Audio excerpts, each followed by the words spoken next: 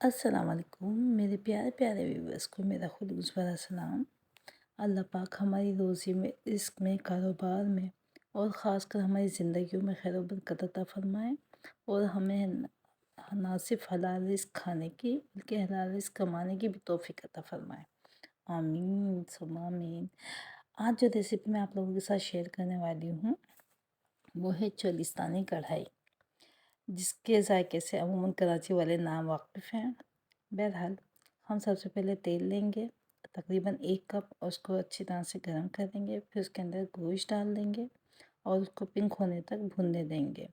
जब गोश्त अपना कलर चेंज कर लेगा तो देखिए बहुत अच्छी तरह से जब गोश्त अपना कलर चेंज कर लेगा तो फिर हम डालेंगे 1 टेबल स्पून अदरक का पेस्ट, 1 टेबल स्पून लहसुन का पेस्ट और इसे हम देखिए 1 टेबल स्पून लहसुन का पेस्ट, 1 टेबल स्पून अदरक का पेस्ट और लहसुन अदरक को उस वक्त तक भूनेंगे जब तक उसको पानी ना खुश्क हो जाए या ये कि अपनी खुशबू ना आने लगे मसाले की।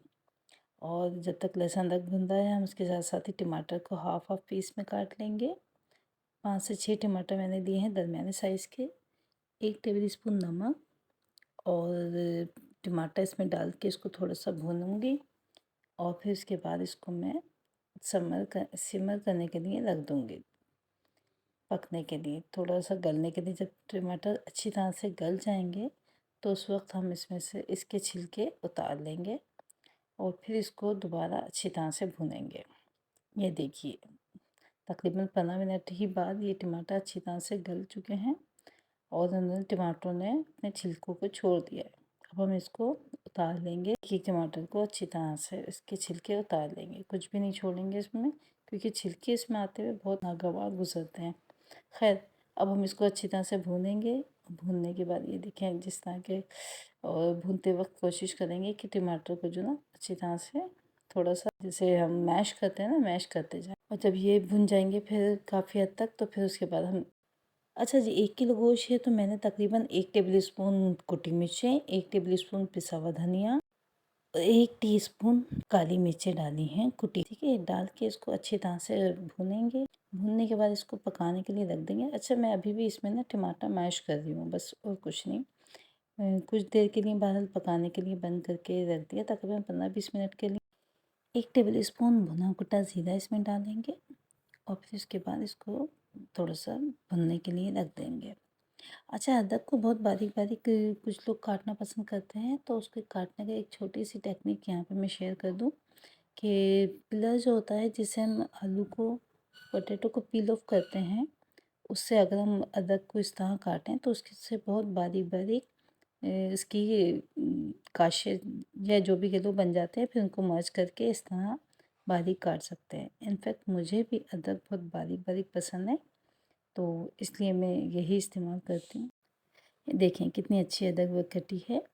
अच्छा जब तक हमने अदरक काटी तब तक हमारी हांडी तकरीबन चोलिस्तानी कढ़ाई बहुत अच्छी तरह से पक गई है। अब हम इसकी बोटी चेक करेंगे और जो ना बोटी देख ली इसकी बहुत अच्छी तरह से गल चुकी है, बट वो वीडियो में नहीं आ सकी इसलिए मैं आपको इस तरह दिखा रही हूँ।